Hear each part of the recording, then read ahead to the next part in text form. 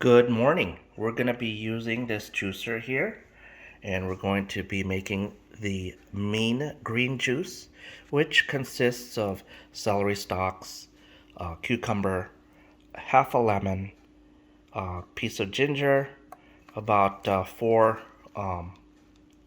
stalks of kale, about two apples, and a handful of spinach. So put this together. This is going to be a detox, and this is the juicer that we use.